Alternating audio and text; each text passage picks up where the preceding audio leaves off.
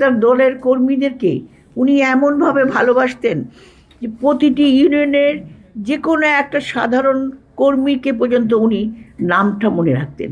আজকে অনেকে সংস্কার সংস্কার চিৎকার করছে। এই সংস্কার সবচেয়ে প্রথম কে করে? সংস্কার প্রথমে করে শহীদ প্রেসিডেন্ট জিয়াউর রহমান। এখানে কিন্তু অনেক অন্য কোনো কথা নাই, ধানের শীষ। কারণ তারা দেখেছে কিভাবে বিএনপি সংগ্রাম করেছে ফ্যাসিস্ট সরকারের বিরুদ্ধে। তারা দেখেছে 17 বছরের সংগ্রাম, 17 বছরের সংগ্রাম, যে সংগ্রামে দেশনেত্রী বেগম খালেদা জিয়াকে তিলে তিলে মারার চেষ্টা করা হয়েছে। আমরা বিএনপির বাংলাদেশের জনগণ দেখেছে কিভাবে তার উত্তরাধিকার 2 সন্তানকে মেরে ফেলার চেষ্টা করেছে। এক সন্তান চলে গেছে, আরেক সন্তানকে মৃতপ্রায় অবস্থায় বিদেশে যেতে বাধ্য করেছিল।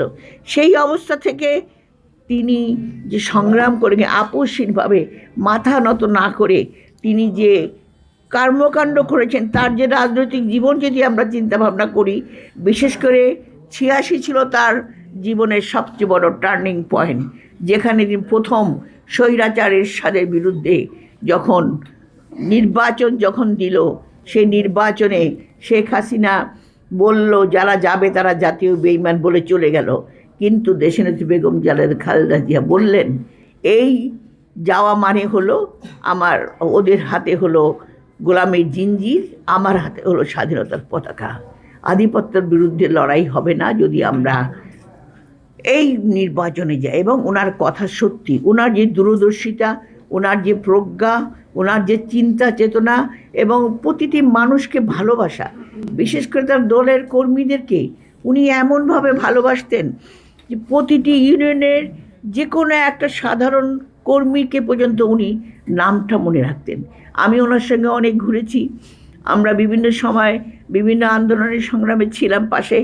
তখন দেখেছি 2 বছর আগে যে ছেলেটাকে দেখেছে ছাত্রদলে একটা ইউনিয়নের ছাত্র, তুমি কিন্তু ঠিকই আমাকে বলতো ওই ছেলেটা ওইটা না, ও না, ও হলো এই ইউনিয়নের ছাত্রদলের ছিল। আমি বলতাম যে হ্যাঁ, এই যে মনে রাখার ক্যাপাসিটি, এই যে ভালোবাসা, এই যে জনগণকে কাছে টেনে নেওয়া।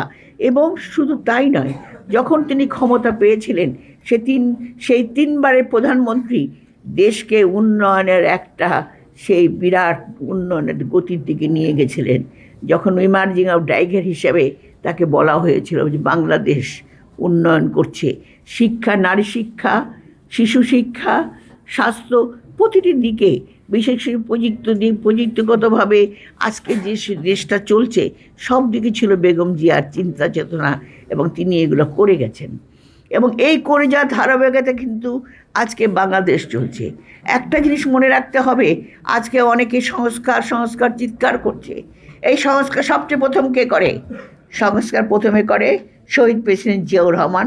তার 19 দফা, প্রতিটি ক্ষেত্রে প্রতিটি সেক্টরে তিনি বিভিন্নভাবে কিভাবে জনগণকে সম্পৃক্ত করা যায়, কর্মসংস্থান করা যায়, কিভাবে মানুষকে ভালো রাখা যায় সেই দিকে। তারপরে বেগম জিয়া যখন ক্ষমতা পেলেন, উনি বুঝতে পারলেন কিভাবে এই রাষ্ট্র কাঠামোকে যদি আমরা পরিবর্তন না করি, যদি এই জনগণকে যদি আমরা সত্যিকারের অর্থে যদি মানব সম্পদ হিসেবে গড়ে তুলতে চাই, তাহলে সেখানে আমাদেরকে কাজ করতে হবে।